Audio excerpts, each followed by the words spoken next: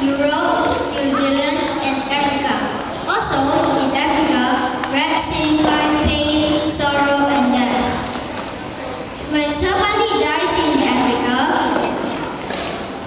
they will wear red clothes to show their pain and sorrow.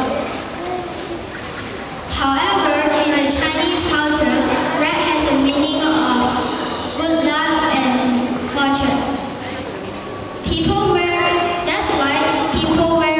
Chinese people wear red clothes to celebrate Chinese New Year. Next, let me talk about white, the color white.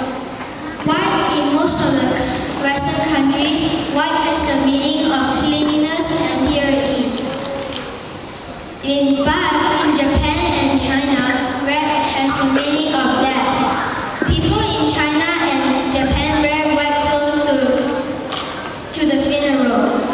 Last of all, let me talk about yellow. In Malaysia, yellow represents royal. In Mexico, yellow represents death. But in America and most of the other countries, yellow has the meaning of woman-like. I feel that colors are